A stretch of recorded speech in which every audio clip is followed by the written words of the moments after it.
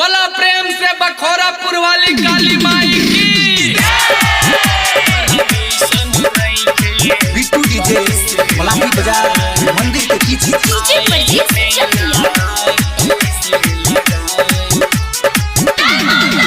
माई हमके छोड़ो ना अकेला, मन कर जाई देखे मेला। माई हमके न छोड़ो अकेला, मन कर जाई देखे मेला। चढ़ते दशहरा पहिले हो दिनवा, कैसे जाई बिसराई। परमिशन नइखे कैसे लगाई, ए माई मेला कैसे लगाई। परमिशन नइखे कैसे लगाई। डीजे परदेस चकिया बिट्टू डीजे मलाही बाजार मंदिर के पीछे सबे तैयार बाड़े हो, लॉकडाउन बेकार बाड़े हो। सबे तैयार बाड़े हो, लॉकडाउन बेकार बाड़े हो। नौमी में मनवा झूमेला,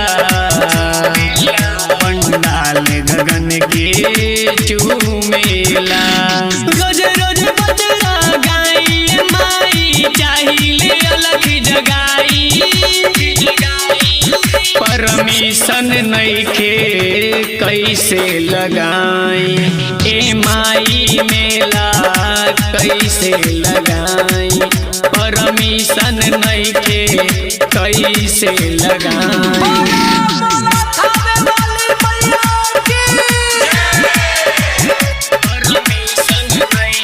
डीजे परदेस चकिया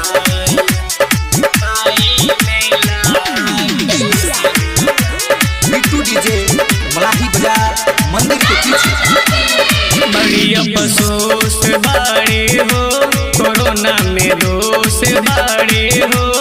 बड़ी अफसोस बाड़े हो, कोरोना में दोष बाड़े हो। माइये से सजल संसार बा, माई लोगो मुलत बेकार बा। बबरा के साथे पियावा तपसिया, मेला नौमी न भुलाई। परमिशन नइखे कैसे लगाई, ए माई मेला कैसे लगाई। परमिशन नइखे कैसे लगाई। माई हमके न छोड़ो अकेला, मन करे जाई देखे मेला। चढ़ते दशहरा पहिले हो दिनवा, कैसे जाई बिसराई।